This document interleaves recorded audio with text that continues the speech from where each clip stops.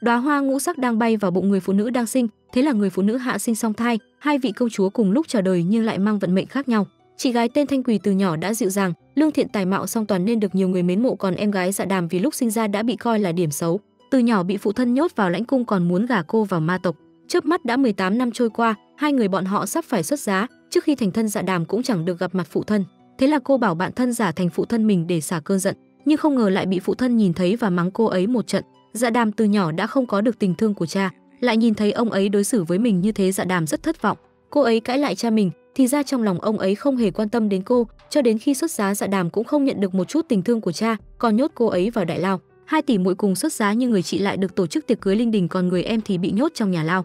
Cũng may là người chị lén thả cô ra. Từ nhỏ Thanh Quỳ được chiều chuộng yêu thương nhưng cô ấy lại rất thương yêu Dạ Đàm. Hai người sắp phải gả đi, một người gả vào tiên giới còn người kia gả cho ma giới, sợ rằng sau này sẽ không cơ hội gặp lại.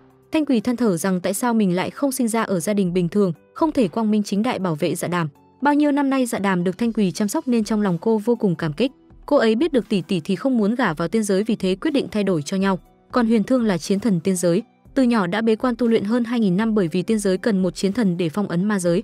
Ngày xuất quân, tiên đế liền nói rằng đã giúp anh ấy tìm một thê tử ở trần gian. Huyền Thương biết được sứ mệnh của mình, liền muốn từ chối mối hôn sự này, nhưng lệnh của phụ thân khó mà kháng cự, chỉ đành chấp nhận. Dạ Đàm thì để giúp tỷ tỷ đạt được nguyện vọng, một mình đi đến ma giới tìm người có pháp lực cao nhất, với ý đồ tìm Huyền Thương bắt anh ấy phải từ hôn, nhưng không ngờ lại gặp đúng vị hôn phu của tỷ tỷ. Hai tỷ muội cùng xuất giá nhưng lại có vận mệnh khác nhau. Người chị được cha gả cho thái tử tiên giới, được nhiều người kính trọng, người em thì bị gả cho thái tử của ma giới. Hai người họ một bên thành Phật một bên thành ma. Ngày xuất giá người cha căn dặn kỹ lưỡng người chị, trong mắt đều ngập tràn tình cha con. Dạ Đàm cho rằng bản thân sắp phải gả đi, người cha cũng sẽ dặn dò cô ấy giống vậy, nhưng không ngờ người cha nhìn thấy cô thì sắc mặt liền trở nên vô tình, còn cảnh cáo cô đừng làm ông ấy phải mất mặt. Trong lòng Dạ Đàm hoàn toàn nguội lạnh, nhưng lại không biết rằng vận mệnh sắp sửa thay đổi. Cô ấy biết Huyền Thương mang sứ mệnh lớn lao, lúc nào cũng có khả năng hy sinh bản thân để phong ấn quy cư, tỷ tỷ sẽ cô độc sống nơi hoàng cung hẻo lánh. Vì để tỷ tỷ thoát khỏi bể khổ, Dạ Đàm nhờ người bạn của mình tạo ra quần phong, trong lúc hỗn loạn đưa tỷ tỷ đi khỏi. Nhưng không ngờ tam hoàng tử của ma tộc cũng muốn làm loạn. Trào Phong đang mưu sát hai ô đại thì bị Dạ Đàm nhìn thấy, mà Dạ Đàm là cô công chúa sắp sửa gả đến. Vì để kế hoạch của mình không bị bại lộ, Trào Phong chỉ có thể ngăn cản Dạ Đàm gả vào ma tộc, nhưng lại không dễ hành động, chỉ có thể nhân lúc hỗn loạn bèn hoán đổi hai người họ. Đợi đến khi bình yên trở lại thì Dạ Đàm nhận ra mình đã ngồi sai kiệu nên muốn giải thích, nhưng Huyền Thương không muốn nghe cô giải thích, sau đó thì triển phép thuật trực tiếp đưa cô về tiên giới. Dạ Đàm muốn giải thích sự thật nhưng lại nghe được kết cục của việc náo loạn tiên giới, nên cô chỉ đành tiếp tục che giấu thân phận rồi nghĩ cách. Hai người muốn bước vào đại điện cần đi qua cầu nhân duyên. Cây cầu này sẽ xác định hai người có phải chính duyên hay không, nếu không phải sẽ bị đẩy xuống vực sâu vạn kiếp bất phục. Dạ Đàm vừa khóc lóc vừa sợ hãi, nhưng không ngờ đi giữa đường thì cây cầu lại hiện lên những màu hoa lấp lánh thần phí. Điều này chứng tỏ hai người họ thật sự có duyên phận. Còn bên này Thanh Quỳ bị đưa đến ma giới, cô ấy cho rằng ngồi nhầm kiệu hoa mới khiến cô gả nhầm đến ma giới. Thanh Quỳ vốn giải thích rõ ràng nhưng Trào Phong lại không cho cô cơ hội, hết cách cô chỉ đành theo hắn đi vào ma giới. Hai tỷ muội thay đổi cho nhau sẽ có số mệnh như nào đây? Thanh Quỳ vốn sẽ gả vào tiên giới nhưng không ngờ bị hoán đổi với Dạ Đàm phải gả vào ma giới. Cô ấy từ nhỏ đã học lễ nghi nhưng không ngờ lại gả đến ma giới nơi không coi trọng lễ nghi, ngay cả mùi thơm trên người cũng bị cấm ở ma giới. Thị nữ đề nghị cô ấy nên thay y phục ra sau đó đi diện kiến lệ vương, nhưng không ngờ nơi tắm rửa lại phát tục như thế. Thị nữ dùng bàn chải kỳ cọ cho hết mùi thơm trên người cô, đừng nói là hết mùi thơm trên da, có khi còn rách da luôn, nhưng có đau cô ấy cũng phải nhịn. Thanh Quỳ lần đầu tiên diện kiến lệ vương chê bai cô quá ngoan ngoãn, còn vương hậu giả vờ thân thiết với cô ấy nhưng thực chất là muốn lôi kéo cô, dù sao cô ấy cũng là chữ phi trong tương lai. Vương hậu có ý muốn cô gả cho Đỉnh Vân, con trai ruột của bà ta, nhưng hắn ta lại không biết thương hoa tiếc ngọc, mời rượu xong còn muốn cô phải uống cạn rượu. Thanh Quỳ nhìn thấy trong ly toàn là rượu máu thì toàn thân run lẩy bẩy, nhưng hắn ta cứ bắt ép cô phải uống cạn. Cô ấy bất lực đành uống một ngụm nhưng sau đó lại nôn ra. Cái nơi quỷ quái này cô ấy không muốn ở thêm một chút nào nữa. Còn Dạ Đàm vốn phải gả cho ma tộc nhưng lại phải sống dưới thân phận của tỷ tỷ gả vào tiên giới. Từ nhỏ đến lớn nhiều lần chịu khổ, đây là lần đầu tiên cô cảm nhận được tình yêu thương. Từ nhỏ chưa từng thấy những đồ vật này nên cô liền đeo nó trên đầu. Lần diện kiến đầu tiên khiến mọi người hết sức kinh ngạc. Huyền Thương cảm thấy mất hết mặt mũi, tiên đế cũng chê bai cô không hiểu quy tắc, nhưng thiên hậu lại rất thích tính cách này của cô, còn đặc biệt chuẩn bị tiệc hoan nghênh cô. Nhưng khi Dạ Đàm nhìn thấy những món ăn được đem lên thì lại không biết làm sao ăn, bởi vì bên trong toàn là không khí, kiểu này không phải là cạp khí mà ăn à. Dạ Đàm bất lực đành uống một ngụm nước, đột nhiên cảm thấy trong bụng như có một làn khói lạnh xuất hiện. Thiên hậu nhìn thấy cô ấy uống không quen thì sai người mang đến món ăn trần gian thanh đãng. Cô ấy cắn một miếng cảm thấy mùi vị rất ngon, nhưng thực chất cũng chỉ là khí tạo thành. Lúc này cô ấy rất muốn từ tiên giới nhảy xuống cho xong. Trào Phong là con của thứ phi nên anh ấy không có địa vị trong ma giới, vì thế luôn muốn kiếm cơ hội để xuất chúng, nhưng trên anh ta còn có Ô Đại được phụ vương hết mực yêu thương, tiếp đến là con thứ hai Đỉnh Vân. Còn anh ấy thì từ nhỏ đã không có được tình yêu thương của cha, chỉ có thể giả vờ là công tử ăn chơi hư hỏng. Trào Phong vốn muốn mưu sát Ô Đại và đổ tội cho Đỉnh Vân, một mũi tên trúng hai đích, còn bản thân thì ngư ông đắc lợi, nhưng kế hoạch đã bị phá hoại. Lúc mưu sát thì bị Dạ Đàm nhìn thấy. Trào Phong muốn giết cô để diệt trừ hậu họa, nhưng lúc đó Dạ Đàm có Huyền Thương bảo vệ. Trùng hợp là Ô Đại lại đến, vì thế anh ấy liền đổ lỗi chuyện này là do thần tộc gây ra. Còn ngày rước dâu, Trào Phong nhận ra Dạ Đàm là người phá hỏng kế hoạch của mình, vì thế liền thi triển phép thuật hoán đổi thân phận nhằm ngăn cản Dạ Đàm gả vào ma giới. Thanh Quỳ thì thuận lợi gả vào ma giới, nhưng nếu như cô ấy lỡ miệng nói mình không phải là Dạ Đàm, đến lúc đó lại đưa Dạ Đàm trở lại thì kế hoạch của Trào Phong sẽ bị bại lộ. Trào Phong nhìn thấy Thanh Quỳ bị mọi người ép rượu, thế là anh ấy giả vờ say rồi va vào người cô nhằm lấy được sự tin tưởng của cô ấy. Sau đó anh đem sự tình kể hết cho Thanh Quỳ nghe, còn nói cô ấy tuyệt đối không được nói ra sự thật, cũng không được để Dạ Đàm trở về ma giới, nếu không Dạ Đàm sẽ gặp nguy hiểm. Lúc này Thanh Quỳ không biết như thế nào mới tốt. Cô ấy nhớ đến mình và Dạ Đàm có thể đồng cảm tương thông, thế là cô khắc chữ trên tay mình nhằm muốn thông báo cho Dạ Đàm biết, nhưng nhìn cũng thấy sợ, huống chi là dùng kim khắc lên tay, điều này cũng khiến Dạ Đàm chịu nỗi đau tương tự. Thanh Quỳ hẹn Dạ Đàm gặp mặt tại thành ma giới, nhưng bây giờ có một vấn đề, đó là hai người có thể liên lạc với nhau, nhưng cô ấy làm sao có thể đi đến gặp Thanh Quỳ. Vì thế cô đến tìm Huyền Thương nhờ anh cho mình mượn thẻ thông hành, nhưng cô lại không nói là mình đi gặp Thanh Quỳ, chỉ nói rằng mình muốn hạ phàm thăm người thân. Huyền Thương trước giờ chưa từng có ý với Dạ Đàm. Huyền Thương cho rằng cô đang suy tính chuyện gì đó không hay, làm sao cũng không chịu đưa cô lệnh bài. Trước đó Dạ Đàm ăn phải quả song tu, lúc này quả phát huy tác dụng khiến cô xuất hiện ảo giác, nhìn thấy Huyền Thương thì cảm thấy anh ta đã dụ dỗ mình. Cô há miệng để mùi hương bay vào miệng của Huyền Thương. Dưới tác dụng của linh dược, Dạ Đàm liền cưỡng hôn Huyền Thương, nhưng Huyền Thương vẫn không chịu đưa lệnh bài cho cô. Dạ Đàm thấy tình hình không ổn liền chuyển sự chú ý qua viễn tụ. Cô định chuốc say viễn tụ, sau đó thì trộm lệnh bài đi, mà uống rượu thì cần phải có mồi nhắm, mà ở nơi này thì làm gì có đồ ăn cơ chứ. Thế là thần ngưu bên cạnh đã trở thành mục tiêu của cô ấy. Trong chốc lát viễn tụ nhìn thấy chị dâu biết hưởng thụ cuộc sống như thế thì rất kinh ngạc. Dạ Đàm không chỉ mời cậu ta ăn lẩu còn tặng cậu ta một trái trứng gà. Một người trước giờ đều hít không khí mà sống nhìn thấy vậy rất cảm động, nếm một miếng liền cảm thấy đây quả thực là mỹ vị nhân gian. Sau đó thì uống no nê. Dạ Đàm nhân cơ hội trộm lấy lệnh bài. Bên này Huyền Thương đang bị hai thần tiên khác tố cáo chuyện của Dạ Đàm. Dạ Đàm không chỉ lấy trộm lá trà ngàn năm còn lấy cây trà ngàn năm đi làm củi, ngay cả trứng gà để dâng lên cho tiên đế cũng bị cô trộm mất. Lúc này Huyền Thương mới biết chỉ một ngày thôi mà cô ấy đã gây ra một mớ họa, ức hơn nữa là thần ngưu ngàn năm để cưỡi cũng bị rơi vào tay cô ấy. Sau khi biết chuyện, hai người định trốn về nhân gian cầu cứu phụ thân, nhưng bên cạnh Thanh Quỳ lại có tai mắt của Trào Phong. Chuyện cô ấy đã rời khỏi ma giới đã bị Trào Phong biết, anh ta nhanh chóng phái người phong tỏa ma giới. Nếu như Thanh Quỳ không nghe lời anh thì hai người sẽ phải chết. Rất nhanh cả hai đã bị truy sát. Thanh Quỳ cho rằng là Đỉnh Vân sai người đến giết người diệt khẩu nên đành chia nhau hành động. Dạ Đàm muốn tỷ tỷ chạy trốn đi tìm phụ thân, còn bản thân thì ở lại thu hút sự chú ý của sát thủ. Rất nhanh Dạ Đàm bị sát thủ đuổi theo đến nơi. Trong tình thế cấp bách cô ấy lấy ra pháp bảo mới tránh được một đao. Cũng may cô thu thập rất nhiều pháp bảo trong ngày cưới. Dạ Đàm dùng hết pháp bảo trong tay ném về phía sát thủ, nhưng pháp bảo có tốt đến đâu thì thần tiên thi triển mới có tác dụng. Một người không chút pháp hợp như cô ấy thì cũng không biết làm sao thi triển. Cô ấy cho rằng không có chuyện gì làm khó được mình, nhưng ném hết tất cả pháp bảo thì cũng không khống chế được đối phương, trước mắt chỉ có con đường chết. Đột nhiên Huyền Thương xuất hiện. Sát thủ nhìn thấy Huyền Thương một mực bảo vệ vợ nên cho rằng Huyền Thương vẫn chưa biết người bên cạnh là Thiên Phi giả mạo, vì thế phóng lao đành theo lao. Còn Trào Phong thì lại đang diễn kịch giả vờ cứu Thanh Quỳ để lấy được sự tin tưởng của cô, vì để diễn cho thật còn làm bị thương thuộc hạ của mình. Vì thế Thanh Quỳ cảm động vô cùng, không hề nghi hoặc gì Trào Phong, còn mong Trào Phong cứu giúp muội muội của mình. Trào Phong bảo cô hãy yên tâm ở lại ma tộc, có như thế Dạ Đàm mới có thể bình an vô sự. Cuộc đối thoại của cả hai đã bị thuộc hạ của Đỉnh Vân nghe thấy, vì thế muốn nói ra sự thật về thân phận giả mạo của Thanh Quỳ. Còn Trào Phong sợ kế hoạch mưu sát của mình bị bại lộ, vì thế muốn ra tay giết người diệt khẩu, nhưng Trào Phong không phải là đối thủ của hắn, rất nhanh đã bị hắn đánh bại. Trong lúc hắn đang muốn xông lên giết cả hai thì Thanh Quỳ lấy ra pháp bảo, Trào Phong nhân đó lấy ra ám khí giải quyết hắn ta. Hắn ta chết trên tay Thanh Quỳ nên cô còn tưởng bản thân đã giết người, nhưng lại không biết rằng đây chỉ là âm mưu của Trào Phong. Ngày đầu làm tiên phi trên tiên giới, Dạ Đàm gây ra không ít phiền toái cho Huyền Thương. Chúng tiên ai nấy cũng tố cáo cô, Huyền Thương cũng không làm gì được cô ấy, chỉ có thể thi triển phép thuật trên người cô. Chỉ cần cô làm chuyện gì quá đáng thì bản thân sẽ cảm thấy đau nhói, vì để phải giải ấn khí này. Thế là Dạ Đàm lấy ra pháp bảo gia truyền, sau đó đốt lửa lên đưa vào ngực để hút ấn khí ra ngoài, nhưng mặc cho cô cố gắng đến đâu thì cũng không thể hóa giải ấn khí. Thế là cô tìm đến sự giúp đỡ của tổ sư, nhưng lại phát hiện Ba Thiên Tôn đang lén đánh bài mà tiền cược là chân ký. Cô ấy biết tiên giới có lệnh cấm đánh bài, vì thế đã nhân cơ hội này muốn bảo ba vị thần tiên giải trừ ấn khí cho mình. Nhưng Hồng Quang bảo là pháp khí độc nhất của Huyền Thương, trừ phi Huyền Thương chịu giải hoặc là người thi triển phép thuật chết đi, nếu không pháp thuật sẽ theo cô suốt đời. Dạ Đàm thấy tình hình trước mắt không hay cho lắm, thế là cô bèn nghĩ ra một mưu đồ mới. Cô cùng tham gia đánh mặt trượt với các vị thần tiên, rất nhanh ba vị thần tiên đã bại dưới tay cô. Toàn bộ tài sản cũng bị thua sạch, vì không có linh thạch đưa cho Dạ Đàm nên chỉ đành thế chấp gia sản trong nhà mặc cho cô ấy đưa đi. ngay cả một chút linh thạch trên cửa Dạ Đàm cũng không tha, mà cô ấy làm như vậy là muốn bọn họ đi cầu xin Huyền Thương giải trừ ấn khí cho mình. Ba vị thiên tôn là người thân nhất của Huyền Thương lúc nhỏ, sau đó thì khóc lóc kể lể, hết cách Huyền Thương chỉ đành nói rằng mình sẽ bồi thường cho mọi người. Thế là đem hết đồ đạc của mình trả lại cho bọn họ, bây giờ mà không nghĩ cách e rằng sau này ngay cả bộ đồ cũng không có để mặc. Thế là Huyền Thương chuẩn bị đi tranh đấu với Dạ Đàm, anh ấy chuẩn bị một bàn tiệc thịnh soạn, còn cố ý để mùi hương bay đến thu hút sự chú ý của cô.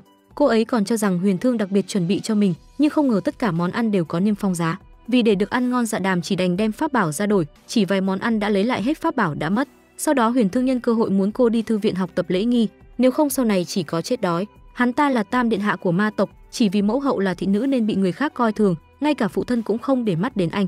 Còn Trào Phong thì giấu hết tài năng của mình vào trong, vì để đứng được ở địa vị cao nhất, Trào Phong chỉ có thể giả vờ là kẻ vô dụng, nhưng bản tính máu lạnh của anh ấy lại bị công chúa Thanh Quỳ dần cảm hóa. Thanh Quỳ nghe nói Trào Phong đã gánh tội thay mình nên lòng đầy tự trách, vì thế cô càng áy náy và tin tưởng Trào Phong hơn. Thanh Quỳ quyết định từ nay sẽ an tâm ở lại ma giới, nghe nói đại lao của ma giới cực hình vô kể, kẻ nào vô đó không chết cũng mất nửa cái mạng. Thanh Quỳ cũng rất lo lắng cho Trào Phong, thế là cô mua chục người canh gác để đến xem, nhưng lại không ngờ nơi này là địa bàn của anh ấy. Lúc này Trào Phong đang tận hưởng cuộc sống, sau khi nghe nói có người đến thăm thế là liền bảo thuộc hạ đánh mình trọng thương để làm ra vẻ bị đày đọa, nhưng không ngờ người đến là Thanh Quỳ. Trào Phong từ nhỏ chưa từng nhận được tình yêu thương, nhìn thấy Thanh Quỳ lo lắng cho mình, anh ấy dần động lòng, thế là liền bắt đầu diễn, giả vờ bị đánh còn nửa cái mạng để nhận được sự đồng cảm của cô. Nhưng Thanh Quỳ từ nhỏ đã biết y khoa, khăng khăng muốn Trào Phong cởi áo ra để cô chữa trị, thế là bèn bịa ra lý do không được hành y ở ma tộc, hết lần này đến lần khác nói dối cô. Nguy hiểm cũng đang đến gần kề. Đỉnh Vân sau khi nghe tin thuộc hạ của mình đã bị Trào Phong giết hại, vì thế muốn nhân cơ hội này nhổ bỏ cái đinh trong mắt. Hai mẹ con hắn mưu tính muốn mượn tay của Ma Vương để trừ khử Trào Phong, nhưng Trào Phong quỷ kế đa đoan, sớm đã biết sẽ có ngày hôm nay. Thế là Trào Phong lợi dụng Ô Đại, người thân cận nhất của Ma Vương, đến giúp mình, mượn cớ bắt Đỉnh Vân vì có mưu cơ đoạt vị. Ma Vương rất tin tưởng lời của Ô Đại nói, cứ như thế Trào Phong mượn đao giết người thành công trừ khử được Đỉnh Vân, tiếp theo hắn ta sẽ đối phó Ô Đại như nào. Vì để Dạ Đàm đảm nhiệm vị trí tiên phi, Huyền Thương yêu cầu cô ấy phải học các lễ nghi căn bản. Dạ Đàm tuy là công chúa nhưng từ nhỏ đã bị phân biệt đối xử, tỷ tỷ được thầy dạy bảo nhưng cô ấy chỉ có thể ở bên ngoài nghe trộm. Và bây giờ là lúc cô bù đắp lại những thiếu sót khi xưa. Cô vui mừng hớn hở đi học nhưng không ngờ trên đường đụng phải nhỏ Trà Xanh. Trà Xanh ỷ thế mình là cháu của thiên hậu, vì thế luôn tỏ vẻ kiêu ngạo ức hiếp người khác. Cô ta chê bai thị nữ là hương quả hóa thành, thân phận thấp kém không xứng làm tiên, mà cảnh này lại bị Dạ Đàm nhìn thấy. Cô ấy nhớ lại lúc nhỏ khi lén học bài cung nữ cũng nói rằng cô không xứng, từ nhỏ không có sức phản kháng nhưng bây giờ đã khác. Cô ấy không còn là cô gái dễ bị người khác ức hiếp nữa. Nhìn thấy nhỏ Trà Xanh ức hiếp người quá đáng, Dạ Đàm đi đến dẫm vào chân cô ta, còn phải cho cô ta một bài học. Cô gái kia ỷ mình là cháu của thiên hậu, sau đó lên mặt ức hiếp Dạ Đàm, nhưng cô ta không hề biết Dạ Đàm là thiên phi. Ta từ trước đến nay luôn thích Huyền Thương, khi biết được Dạ Đàm là thiên phi, sau đó thì khóc lóc, còn đến mách tội của Dạ Đàm với thầy giáo. Dạ Đàm cố ý dẫm vào chân cô ta, Dạ Đàm làm sao có thể để cô ta vu oan cho mình như thế được chứ? Thế là Dạ Đàm liền vạch trần vở kịch của cô ta, nhưng thầy giáo lại cho rằng cô ấy là người trần, trên tiên giới không có hậu thuẫn, vì thế liền đứng về phía nhỏ Trà Xanh giáo huấn cô ấy, khiến cho Dạ Đàm nhịn không được mà cãi lại thầy giáo, sau đó thì bỏ đi. Tin tức rất nhanh chuyển đến tai Huyền Thương. Huyền Thương chưa từng thấy ai mà mới ngày đầu đi học đã bị đuổi về, tức tối mà đi tìm Dạ Đàm để dạy dỗ cô ấy. Lúc này thì tiên nữ bị ức hiếp nên nói hết sự thật cho Huyền Thương nghe. Huyền Thương mới biết cô ấy hành động như vậy là có lý do của mình, nên cho cô ấy thêm một cơ hội. Nội trong 3 ngày chỉ cần thông qua bài kiểm tra là có thể trở lại đi học, nhưng một người phàm như cô ấy làm sao trong 3 ngày ngắn ngủi có thể thuộc hết pháp thuật. Huyền Thương bắt đầu dạy cô pháp thuật, đầu tiên là dạy cô tập huyền hóa, chỉ cần trong tâm nghĩ thì liền có thể biến ra cái đó. Dạ Đàm bắt đầu luyện tập, cô ấy vốn muốn biến thành đồ ăn nhưng lại bị phản đòn, mực văng khắp mặt. Huyền Thương thấy thế cũng đành bất lực, bảo cô ấy hãy tự tập luyện. Cô ấy cầm bút lòng suy nghĩ lung tung nhưng vẫn không thấy phản ứng nào. Thế là cô ấy muốn biến thành kẹo, còn muốn Huyền Thương nếm thử. Cô ấy chỉ đánh thử một lần nữa, nhưng không ngờ lại biến Huyền Thương thành hình dạng như này. Huyền Thương tức tối sắp không chịu được nữa. Rất nhanh đã đến kỳ thi, nhưng để thi thầy giáo đưa ra cần phải có pháp vật cao cường mới có thể thi triển nữa. Mọi người đều là thần tiên nên việc này đối với bọn họ dễ như trở bàn tay, đây chẳng phải là đang làm khó Dạ Đàm hay sao? Cũng may cô ấy vốn thông minh, cô ấy nhớ lại pháp thuật mà Huyền Thương dạy mình, rất nhanh đã biến ra một cái cây nhỏ còn có chim bay, khiến cho mọi người ai nấy cũng kinh ngạc. Thầy giáo cũng khen cô là kỳ tài, nhưng một câu nói của cô ấy lại mạo phạm thầy giáo, thế là ông ấy liền giáo huấn cô tại chỗ. Cũng may đã thông qua kỳ thi.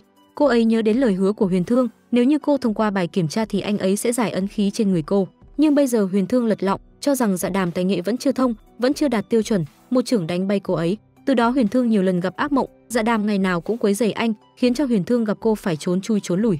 Thiên hậu tưởng hai người họ phu thê ân ái, còn đặc biệt tạo buổi tiệc lãng mạn cho cả hai, nhưng không ngờ lại bị 3 vị tôn sư phá hỏng bầu không khí. đều nói hồng nhan họa thủy, Tam điện hạ một lòng muốn chiếm lĩnh ngôi vương, nhưng chỉ vì sự xuất hiện của Thanh Quỳ mà khiến cây cổ thụ ngàn năm như hắn nở hoa. Người nào lên làm vua sẽ cưới Thanh Quỳ làm vợ, nói cách khác người nào cưới cô ấy người đó là ma vương. Thế là ba huynh đệ bắt đầu tranh giành một nữ nhân. Trào Phong sau khi biết Thanh Quỳ có tấm lòng lương thiện, thế là nhiều lần dùng khổ nhục kế lấy đi sự tín nhiệm của cô. Còn Thanh Quỳ thì hết lần này đến lần khác rơi vào bẫy. Cô ấy nhìn thấy Ô Đại đến tra xét thì liền không màng tính mạng mà bảo vệ Trào Phong. Ở cái nơi kẻ nào thắng kẻ đó có tiếng nói, Thanh Quỳ chỉ cần dùng đến kim châm thì đã đánh bại Ô Đại. Đây là lợi ích của việc học y ấy mà. Lần này cũng khiến Ô Đại có cái nhìn khác về cô, vì thế liền muốn lấy thân mình làm vật thí nghiệm cho cô. Nhìn thấy Ô Đại mượn cớ muốn tiếp cận Thanh Quỳ, Trào Phong tỏ vẻ không vui, hai người bắt đầu đấu đá nhau. Còn một người che giấu sức mạnh như Trào Phong lại vì bốc đồng mà lộ ra thực lực của bản thân, như giả vờ tỏ vẻ yếu đuối trước mặt Ô Đại, còn muốn Ô Đại dạy võ cho mình nhằm đánh lạc hướng, còn Ô Đại tưởng thật liền phô trương sức mạnh của bản thân. Trào Phong cố ý làm ra vẻ học theo, còn làm hai nhát búa vào vai của Ô Đại, điều này càng làm hắn tin Trào Phong chỉ là kẻ vô dụng bất tài. Trào Phong lấy ra ám khí trực tiếp phóng vào mông Ô Đại, hắn ta la lối nhức nhối, nhưng Trào Phong vẫn không có ý định buông tha cho hắn ta, còn cố tình bóp mạnh vào vết thương trên vai hắn. Mà cảnh này đã bị Thanh Quỳ nhìn thấy, cô ấy tức giận hất rượu độc vào người Trào Phong. Thế là gương mặt Trào Phong biến thành xanh lè, nhưng Trào Phong lại không dám đi tìm Thanh Quỳ để giải độc, chỉ đành vận công đẩy hết độc tố ra ngoài, cuối cùng cũng trở lại bình thường. Nào ngờ độc tố lại phát tác ra tay, Trào Phong hết cách chỉ đành hạ mình cầu xin Thanh Quỳ giải độc. Thế là dùng thức ăn, trang sức để lấy lòng cô ấy, nhưng Thanh Quỳ vẫn nhất quyết không chịu giải độc. Trừ phi Trào Phong cầu xin Ô Đại tha thứ, nếu không có nói gì đi nữa cô ấy vẫn nhất quyết không giải độc. Thấy tình thế trước mắt không khả thi, Trào Phong liền đổi sang cách khác. Trào Phong hẹn Thanh Quỳ đi ngắm mưa sao băng. Thì ra năm đó, Ma Vương sát hại toàn tộc của mẹ Trào Phong nhưng không giết bà ấy mà giữ lại để hầu hạ bên người. Vì thế mẹ Trào Phong mới mang thân tội đồ phản tộc, từ đó bị Ma Vương nhốt vào trong lãnh cung sống không bằng chết. Trào Phong đúng là nắm được điểm yếu của Thanh Quỳ, thế là Thanh Quỳ đồng ý giúp anh giải độc, còn đề nghị muốn chữa bệnh cho mẹ Trào Phong. Nhìn thấy Thanh Quỳ kiên quyết đi khám bệnh cho mẫu thân, Trào Phong liền phái thuộc hạ nhanh chóng đi thông báo cho Tuyết Phi biết, bà ấy mong Trào Phong sớm ngày có vợ. Thế là hai mẹ con bắt tay nhau diễn một màn kịch. Nhưng khi biết người đến là Trư Phi, bà ấy đoán rằng Trào Phong đang có âm mưu khác, nên lập tức muốn ngồi dậy vạch trần Trào Phong, nhưng lại bị Trào Phong giữ lại. Vừa nhìn đã biết Thanh Quỳ là một cô gái lương thiện nhưng lại không thể nói rõ sự tình, nên bà ấy chỉ đành ám chỉ cô đừng dễ dàng tin lời người khác. Sau khi đợi Thanh Quỳ rời đi, bà ấy lấy ra cây đinh sắt ngàn năm muốn xử lý đứa con trai gian xảo. Trước khi hành hình còn cố tình bôi thêm một lớp dầu. Lúc này hiện tượng dị thường xuất hiện, phong ấn ngàn năm sắp bị phá vỡ, nếu như không kịp thời tu bổ sẽ gây ra sinh linh đồ thán. Còn Huyền Thương từ nhỏ đã mang sứ mệnh là người tu bổ phong ấn. Trong lúc Dạ Đàm và Huyền Thương đang dần có tiến triển thì lúc này lại xảy ra việc ngoài ý muốn. Huyền Thương còn đang bế quan tu luyện cảnh giới cao nhất, theo truyền thuyết chỉ cần đạt đến cảnh giới thứ 10 mới có khả năng sống sót. Nhưng trong lúc anh ấy tu luyện lại gặp phải trở ngại, không cách nào thoát khỏi tâm ma, mà tâm ma của anh ấy chính là nỗi sợ hãi trong lòng. Ngàn năm trước, Huyền Thương tận mắt chứng kiến sư phụ nhảy vào quy cơ, từ đó về sau không còn trở lại, và việc này đã trở thành tâm ma của anh ấy. Cũng vì thế mà Huyền Thương biến thành một người máu lạnh vô tình. Hiện tại tâm ma lần nữa xuất hiện, Huyền Thương rút kiếm ra vốn chặt đứt tâm ma của mình. Nhưng lúc này Dạ Đàm xuất hiện, cô ấy thuyết phục Huyền Thương hãy chấp nhận hiện thực, xóa bỏ đi sự sợ hãi. Huyền Thương cuối cùng cũng thoát khỏi tâm ma, khiến cho nỗi sợ từ đó biến mất. Điều này cũng khiến anh ấy thành công thoát khỏi cảnh giới thứ 10. Còn bên này, chúng tiên lần nữa yêu cầu tiên đế nhanh chóng bảo Huyền Thương tu bổ phong ấn. Thiên hậu thân là người mẹ, sao có thể để con vì đại nghĩa mà hy sinh bản thân. Vì thế bà ấy đành quỳ gối trước mặt chúng tiên. Lúc này Huyền Thương đến, anh ấy cuối cùng cũng nhận ra tình yêu thương của mẹ. Sau đó thì bảo mọi người hãy yên tâm, còn ma tộc bị tiên giới chèn ép ngàn năm nay, Ma Vương hạ lệnh nhân cơ hội Huyền Thương tu bổ phong ấn quy cư mà tiến công đánh tiên giới. Trào Phong sợ rằng cuộc chiến lần này lành ít dữ nhiều nên trước khi đi thì bày tỏ với Thanh Quỳ. Thanh Quỳ lương thiện cứ như thế bị Trào Phong lấy đi mất trái tim đơn thuần. Huyền Thương quay đầu nhìn lại người mình yêu và người thân, sau đó thì tiến vào quy cư. Anh ấy mang sứ mệnh cứu thế giới, phải dùng tính mạng của mình để đổi lấy thiên hạ thái bình. Ma Vương nhân lúc Huyền Thương tu bổ kết giới thì lệnh cho đại quân tiến đánh tiên giới. Ông ta đưa binh đến quy cư nhằm muốn lấy lại quyền cai quản tứ giới. Hoàng đế nhân tộc và thú tộc tính tình nhát gan nên không muốn xen vào chuyện này. Thế là tiên đế chỉ có thể quyết một trận sống chết. Tiên đế muốn thi triển pháp thuật đánh tan đại quân, nhưng làm như thế thì toàn bộ sẽ đồng quy vô tận, nên chỉ đành thu hồi lại trận pháp. Trong một thời gian ngắn, hai tộc tiên ma đánh nhau hỗn loạn. Dạ Đàm muốn nhân cơ hội này tẩu thoát, nhưng tiên hậu và chúng tiên thà hy sinh bản thân cũng muốn bảo vệ cô chu toàn. Nghe xong Dạ Đàm vô cùng cảm động, vì từ trước đến giờ cô chưa từng cảm nhận được sự quan tâm như thế. Vì thế cô quyết tâm sống chết có nhau. Rất nhanh tiên đế bị Ma Vương đánh bại, chúng tiên muốn phản kháng nhưng lại bị Ma Vương trói lại. Còn bên này ba huynh đệ đã dẫn binh công đánh hướng thành cửa Nam, nhưng lại bị trận pháp Huyền Thương bố trí sẵn chặn lại. Nhưng trận pháp lợi hại đến mấy cũng không thể địch lại sự công đánh của vạn binh. Chỉ một chiếc búa đã phá vỡ trận pháp. Nhìn thấy tình thế trước mắt khó mà bảo toàn, Thanh Hành lấy ra pháp khí Huyền Thương để lại. Anh ấy hấp thụ toàn bộ linh lực của chúng tiên, chỉ phải động tác đã khử sạch đại quân. Rất nhanh đại quân đã bị trừ khử. Ô Đại và Đỉnh Vân cũng không thể tránh khỏi. Ma Vương đang chuẩn bị một chưởng xử đẹp tiên đế, Dạ Đàm liền thu hút sự chú ý của ông ta. Cô ấy liền bịa ra những chuyện cũ của Ma Vương nhằm muốn kéo dài thời gian. Rất nhanh Thanh Hành đến kịp, trời đất rung chuyển sắp sửa sập nổ. Huyền Thanh dốc hết sức nhưng lại bị ma khí nhập vào người, thế là anh ấy liền ngã xuống, sớm biết bản thân sắp bước vào quỷ môn quan. Ngay cả một chút nguyên thần được giữ trong người Dạ Đàm cũng biến mất. Dạ Đàm khóc lóc gọi tên Huyền Thương. Cô ấy không tin Huyền Thương sẽ dễ dàng chết như thế, không ngờ kỳ tích xuất hiện, Huyền Thương vẫn còn ý thức. Anh ấy nghe thấy tiếng gọi của Dạ Đàm, đột nhiên bị thức tỉnh, vẫn còn một lực sức mạnh to lớn. Huyền Thương dốc hết sức cũng muốn hoàn thành sứ mệnh của mình. Rất nhanh kết giới đã được tu sửa, Huyền Thương thành công trở về, nhưng anh ấy đã dùng hết tu vi của mình. Lúc này Trào Phong nhân lúc thời cơ đến, hắn dùng máu của mình hóa thành luồng sức mạnh nhằm xử đẹp Huyền Thương. Huyền Thương liền lập tức phản công đánh tan luồng khí. Ma Vương thấy thế liền không dám tiến đánh, chỉ đành nhân đó mà chuẩn đi. Huyền Thương trọng thương nhưng lại phải liều mạng phá giải trận pháp, nên không thể chống cự được nữa, miệng phun ra máu sau đó thì ngất đi. Trước khi chết còn quan tâm Dạ Đàm, lúc này Dạ Đàm cảm thấy rất đau lòng, thì ra cô ấy đã sớm yêu Huyền Thương rồi. Nhìn thấy Huyền Thương thần thức tiêu tan, cô ấy làm sao mới có thể cứu sống người mình yêu. Dạ Đàm tìm thấy thần thức Huyền Thương còn động lại, đó cũng chính là tâm ma của anh. Thiên hậu vì muốn hồi sinh Huyền Thương liền nhắc đến phương pháp hồi sinh trong truyền thuyết, nhưng cho dù bà ấy nói gì đi nữa thì tiên đế vẫn không đồng ý. Nhìn thấy tiên đế kiên quyết như thế, Dạ Đàm không nhịn được mà tức giận chửi mắng. Tiên đế tức giận nên nhốt Dạ Đàm lại. Cũng may Nhị Lang Thần có ý thả cô ra để Dạ Đàm đi tìm thần thức của Huyền Thương, nhưng cho dù cố gắng đến mấy cô ấy cũng không thể làm được. Cứ như thế thần thức vỡ thành nhiều mảnh trôi lạc đến nhân gian.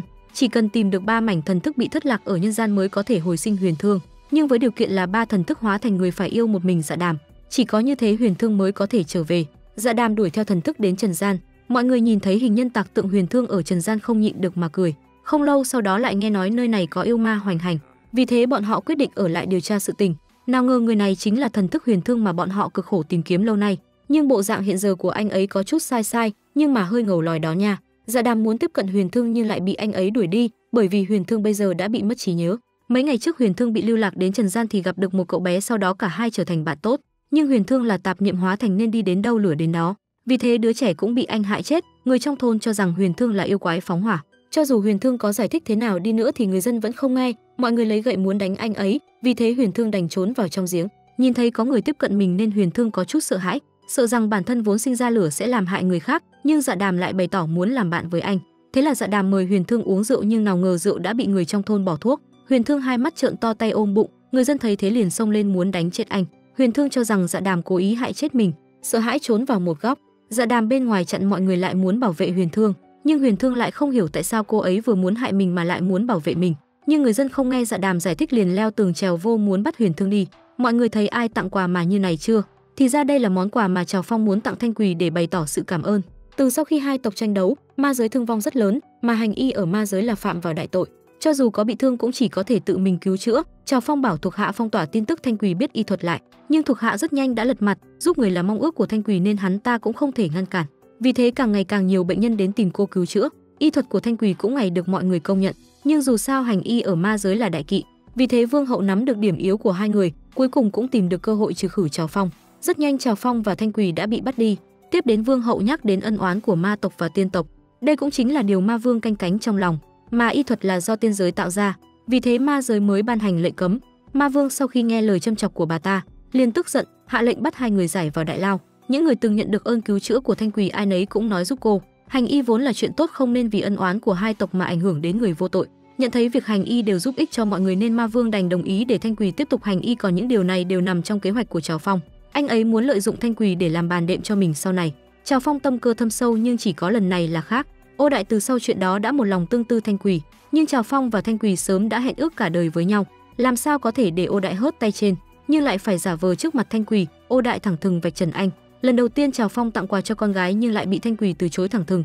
Thế là Ô Đại nhân cơ hội bày tỏ lòng với cô. Anh ấy cũng là chiến thần tiên giới, vì chúng sinh mà nguyên thần tiêu tán, chỉ còn sót lại một phần thần thức lạc đến nhân gian, trở thành hỏa yêu bị nhiều người quây đánh.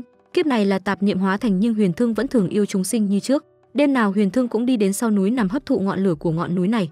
Thì ra lúc nguyên thần tiêu tán thì bị rơi xuống chỗ này nên mới biến thành hỏa yêu. Sau khi phát hiện bản thân có năng lực này, nên ngày nào Huyền Thương cũng hấp thụ hỏa khí vào người để bảo vệ bách tính. Vì thế nên trên người Huyền Thương lúc nào cũng có thể phát ra lửa, nhưng người dân lại coi anh ấy là hỏa yêu, muốn sớm ngày diệt trừ tai họa. Dạ Đàm vì muốn bảo vệ anh ấy, thế là cô lẻn vào hoàng cung trộm đi châu báu, giúp Huyền Thương bồi thường tổn thất cho người dân. Nhưng nguyện vọng của bản thân khó mà thực hiện được. Dạ Đàm hết lần này đến lần khác đi trộm châu báu nhưng lại bán không được bao nhiêu, rất nhanh đã bị hoàng thượng phát hiện. Ông ấy hạ lệnh lục soát hoàng cung. Đợi Dạ Đàm lẻn vào lần nữa thì bị đám binh sĩ bắt lại. Dạ Đàm không muốn phụ thân phát hiện ra mình nên đã vắt chân lên cổ mà chạy, nhưng chẳng được bao lâu đã bị đám binh lính bao vây. Lúc này Huyền Thương đột nhiên xuất hiện liền phóng hỏa ngăn chặn bọn họ lại. Sau khi Huyền Thương biết được Dạ Đàm vì cứu mình mà không màng nguy hiểm nên rất cảm động, anh ấy bắt đầu tin tưởng Dạ Đàm. Dạ Đàm đưa pháp bảo tiên giới cho Huyền Thương mặc để có thể ngăn chặn hỏa khí trong người Huyền Thương, sau đó thì giúp anh ấy chỉnh lại tóc tai. Dạ Đàm dẫn Huyền Thương đi dạo phố để anh ấy tiếp xúc với thế giới bên ngoài, vui vẻ mua quả muốn tặng người trong thôn, nhưng người dân không hề tin tưởng anh ấy, còn lấy trứng gà ném vào đầu Huyền Thương. Đánh mình thì không sao, nhưng khi nhìn thấy người khác muốn đánh Dạ Đàm, Huyền Thương không thể nhịn được nữa. Mọi người thấy ai mà tỏ tình kiểu đáng sợ như này chưa? Ô Đại vừa ngắt lời, ánh mắt Trào Phong cứ đinh đinh nhìn anh ấy như muốn ăn tươi nuốt sống. Ô Đại lần đầu tiên cầu hôn con gái nhưng lại bị Thanh Quỳ từ chối thẳng thừng. Ta đã sớm có người trong lòng rồi. Nghe thấy câu này, Trào Phong lòng đầy đắc ý, nhưng đôi mắt của Ô Đại bắt đầu đỏ ửng nhìn Thanh Quỳ như hiểu được sự tình. Nhìn thấy Trào Phong và Thanh Quỳ thành đôi thành cặp, anh ấy không nhịn được mà bật khóc nức nở. Rất nhanh Trào Phong nhận được tin tức Dạ Đàm hạ phàm đi tìm Huyền Thương. Sau từ khi ma giới bại trận, Trào Phong luôn canh cánh trong lòng, luôn tìm cơ hội công đánh tiên giới. Lần này cũng là bởi vì Dạ Đàm đang giao đấu với đám binh sĩ mới bị Trào Phong phát hiện. Lúc này thuộc hạ đưa bức tranh vẽ họa yêu cho Trào Phong. Trào Phong vừa nhìn thì liền nhận ra đây chính là Huyền Thương. Anh ấy đoán rằng chuyện này có uẩn khúc nên liền hạ lệnh tìm kiếm tung tích của hỏa yêu. Chỉ cần giết Huyền Thương thì Trào Phong mới có thể trở thành ma vương của ma giới. Nhưng anh ấy lại biết Thanh Quỳ bản tính lương thiện không tham gia vào tranh đấu, thì Trào Phong lại bắt đầu lo lắng. Thanh Quỳ phát hiện sự việc có bất thường nên lén cùng thị nữ xuống trần gian. Thanh Quỳ nhìn tới Dạ Đàm, hai tỷ muội lần nữa gặp lại. Thanh Quỳ biết được Dạ Đàm hạ phàm là muốn tìm lại thần thức của Huyền Thương. Nếu chuyện này bị Trào Phong phát hiện thì sẽ dấy lên một cuộc tranh đấu, chỉ có Huyền Thương còn sống thì tam giới mới có thể yên ổn. Thế là cô bảo Dạ Đàm hãy an tâm tìm thần thức, còn cô ấy sẽ kéo dài thời gian. Tin tức cả hai gặp mặt bị Trào Phong phát hiện. Người ta nói không sợ kẻ thù mạnh, chỉ sợ đồng đội ngu. Chuyện tìm thần thức của Huyền Thương Dạ Đàm giấu còn không được, lại bị đồng đội khua chiêng múa trống vẽ thành bức tranh tìm người khắp nơi. Chuyện này khiến Dạ Đàm tức đến phát điên, còn Thanh Quỳ vì muốn giữ chân Trào Phong đi tìm tung tích Huyền Thương nên tìm đủ mọi lý do để che mắt tầm nhìn của bọn họ. Nhưng khắp nơi đều dán tranh vẽ Huyền Thương. Trào Phong đã sớm biết Thanh Quỳ đang giúp Dạ Đàm che giấu, nên anh ấy chỉ đành diễn kịch cùng với cô, nhưng thời gian không còn nhiều nữa. Trào Phong chỉ đành chuốc xe Thanh Quỳ, sau đó thì đi tìm Huyền Thương. Huyền Thương sau chuyện bị dân làng đánh đến chảy máu đầu, Dạ Đàm muốn đưa anh đi khỏi nơi này, nhưng Huyền Thương nhất quyết không chịu đi. Anh ấy nói rằng nếu bản thân đi rồi thì ai là người bảo vệ dân làng, nhưng lại không biết giải thích sao với Dạ Đàm. Càng sợ Dạ Đàm sẽ bị lửa làm cho bị thương, nên chỉ đành đuổi cô đi. Nhưng rất nhanh sau đó thì lại hối hận, vì để Dạ Đàm hết giận, anh đã làm rất nhiều đồ để dỗ cô ấy. Học theo cách xin lỗi của người phàm liền hôn cô. Sau đó Huyền Thương tỏ ra rất vui và đưa cô ấy đến bên hồ, còn tạo ra pháo hoa trái tim đầy lãng mạn. Vốn còn tưởng rằng nhiệm vụ tìm một mảnh thần thức đã hoàn thành, Dạ Đàm vẫn muốn đưa Huyền Thương rời khỏi nơi này, nhưng Huyền Thương vẫn một mực không đi. Lúc này ngọn núi bốc cháy, Huyền Thương lập tức xông vào. Dạ Đàm nhìn thấy cảnh này thì cô cũng đã hiểu ra tại sao Huyền Thương lại không chịu rời đi. Huyền Thương tuy là tạp niệm hóa thành nhưng nội tâm lương thiện, chỉ có giải quyết ngọn núi này thì mới có thể hoàn thành nhiệm vụ. Dạ Đàm quyết định giúp Huyền Thương loại trừ đi thiên hỏa trong người. Tương truyền chỉ có dòng nước suối tiên mới có thể dập đi ngọn lửa này. Dạ Đàm vốn trốn khỏi tiên giới, lần này quay về lấy nước là không hợp lý, chỉ có đợi tiên tôn mang lọ nước hạ phàm chúc phúc cho người dân. Thế là Dạ Đàm nghĩ ra một cách là lấy trộm đồ của phụ thân, sau đó thì nhờ bạn giả làm hoàng thượng để đi trộm lọ nước. Hoàng thượng giả vừa đi vài bước thì bị vấp té, mọi người đều tỏ vẻ bất ngờ, không hiểu tại sao hoàng thượng hôm nay lại kỳ quái như vậy. Hoàng thượng giả nhìn thấy tiên tôn liền vội vàng muốn lấy lọ nước đi, nhưng trước tiên cần phải làm lễ tế thần, vì thế cần phải đợi vài tiếng đồng hồ. Hoàng thượng giả sốt ruột đến nỗi tè ra quần, nhưng thực chất là lọ nước giả đã chuẩn bị từ trước bị đổ ra ngoài. Tiên tôn nhìn thấy hoàng thượng sốt ruột như thế nên liền đưa lọ nước cho hoàng thượng, sau đó liền nhanh chóng tráo đổi, còn đổ nước vào trong bình giả. Nhân lúc không ai để ý liền đưa bình giả cho tiên tôn, sau đó thì tìm lý do rời đi. Dạ Đàm nhìn thấy phụ thân sắp đi đến buổi lễ nên liền tung chiêu phòng bị. Hoàng thượng đầu óc quay cuồng, nhìn thấy phụ thân như vậy cô ấy có chút không lỡ. Cũng may cuối cùng Mạn Mạn cũng lấy được bình nước trở về. Còn lúc này Trào Phong đã tìm thấy Huyền Thương. Trào Phong nhìn thấy người trước mặt không còn là Huyền Thương dũng mãnh như ngày trước nữa, nên đoán rằng người này không phải Huyền Thương. Hiện tại Huyền Thương không phải là đối thủ của Trào Phong, chỉ một đao liền đánh bay Huyền Thương, thanh kiếm của Trào Phong trực tiếp đâm vào ngực anh ấy. Lúc này trời đất rung chuyển, thiên hỏa sắp bùng nổ. Huyền Thương thấy tình hình trước mắt nguy cấp, bản thân đang bị thương vẫn lo cho sự an nguy của bách tính. Huyền Thương dùng sức thoát khỏi sự khống chế của Trào Phong, sau đó liền chạy về phía ngọn núi lửa nhưng lại bị Trào Phong giữ chân lại. Cũng may Thanh Quỳ kịp thời xuất hiện nhưng Trào Phong vẫn không từ bỏ. Cho dù Thanh Quỳ có can ngăn thế nào thì Trào Phong vẫn nhất quyết giết Huyền Thương. Huyền Thương thương tích đầy người vẫn liều mạng hấp thu hỏa kỳ, nhưng lúc này thiên hỏa đã hoàn toàn mất kiểm soát, sau đó thì phát nổ. Trào Phong thấy vậy chỉ đành rút lui, rất nhanh lửa đã lan ra khắp làng, thiêu cháy tứ phía. Lúc này Dạ Đàm kịp đem lọ nước đến, đám lửa mới được dập tắt. Dạ Đàm không chờ được nữa liền xông vào tìm Huyền Thương, nhưng lại bị vấp ngã, còn Huyền Thương bởi vì không kiểm soát được lửa nên ngất đi. Dạ Đàm chỉ có thể nhiều lần gọi tên anh. Dưới tiếng gọi của Dạ Đàm, Huyền Thương cuối cùng cũng tỉnh lại, nhưng câu đầu tiên lại là quan tâm đến sự an nguy của bách tính. Sau khi biết dân làng không sao, anh ấy mới đồng ý rời khỏi nơi này. Nhiệm vụ tìm mảnh thần thức đầu tiên cuối cùng cũng hoàn thành. Tiếp theo là đi tìm mảnh thứ hai. Trên đường Dạ Đàm gặp phải một con ma ham tiền, chỉ vì một đồng xu mà dùng tay móc tiền từ trong đống nước bẩn. Dạ Đàm không nhìn nổi nữa, nhưng khi người này quay đầu lại thì hai người họ hết sức ngạc nhiên. Người này chính là thần thứ thức hai mà bọn họ đang tìm kiếm. Nghe nói trong mắt người này chỉ có tiền chứ không màng đến tình người, chỉ cần có tiền cho dù giết người phóng hỏa anh ấy cũng làm. Đối mặt với một người tâm địa vô tâm như thế, Dạ Đàm tiếp cận anh ấy còn khó chứ đừng nói là khiến anh ấy yêu mình. Chàng trai lần đầu đưa bạn gái đến gặp phụ thân thì bị bắt lại. Anh ta là thiếu chủ yêu giới, cũng là người có pháp khí mạnh nhất. Bởi vì gặp gỡ Dạ Đàm mà vận mệnh anh ấy đã có sự thay đổi lớn. Thiếu chủ có ý với Dạ Đàm nhưng lại bị cô xem như là huynh đệ, nhưng anh ấy luôn âm thầm giúp đỡ Dạ Đàm trong lúc cô hạ phàm tìm thần thức. Nhưng thiếu chủ không ngờ trong quá trình đi tìm Dạ Đàm thì lại vô tình kết bạn với công chúa tiên giới, nhưng lúc đó anh ấy chỉ là một chú cún con, hai người chẳng thấy giao tiếp được nhiều với nhau. Trong lúc hạ phàm thì lại gặp phải, anh ấy dần dần nảy sinh tình cảm với Tử Vu. Hai người gặp mặt nhau thì bị phụ thân bắt tại trận. Phụ thân cho rằng cô ấy là yêu nữ muốn dụ dỗ con trai mình đi, nên muốn nhốt cô vào đại lao. Còn thiếu chủ thân là nam nhi sao có thể để nữ nhi chịu tội một mình, nên chỉ có thể cùng cô tiến vào đại lao. Trong đại lao yêu tộc khắp nơi, đâu đâu cũng là mặt thú, không cẩn thận sẽ bị thịt nát xương tan. Yêu hậu là một người cưng chiều con hết mực, nghe nói con mình bị nhốt vào đại lao bèn oán trách yêu vương. Không ngờ đường đường là vua của các loài thú lại sợ vợ như thế, đối mặt với yêu hậu thì không dám hó hé một lời. Còn hai người bị nhốt vào đại lao thì đột nhiên nhận thấy nguy hiểm cận kề, thì ra Tử Vu bị thương ở tay nên máu đã thu hút dã thú, dốc hết sức phá tan cánh cửa. Hai người trốn thoát nhưng lại bị hung thú truy đuổi. Tử Vu chỉ đành sử dụng thuật ẩn thân, nhưng pháp vật có hạn, đấy là Đế Lam liền ép nội đan trong người đưa cho công chúa, nhưng làm như thế sẽ trở lại nguyên hình. Còn Tử Vu cũng lấy ra pháp bảo hộ, nhưng Đế Lam mất đi nội đan nên đã trở về nguyên hình. Lúc này Tử Vu mới nhận ra chú cún con bị mất tích ở tiên giới thì ra vẫn luôn ở cạnh mình. Cô ấy ông lấy nguyên hình Đế Lam vụt chạy thì gặp phải yêu hậu. Bà ấy nhìn thấy pháp bảo trong tay cô ấy thì liền biết ngay Tử Vu là người của tiên giới. Bên này Dạ Đàm đang tìm cách tiếp cận Huyền Thương, liền mua rất nhiều đồ ăn đến dụ dỗ anh, mở miệng ra là gọi anh là phu quân, khiến cho Huyền Thương vô cùng sợ hãi, liền đóng cửa đuổi cô đi.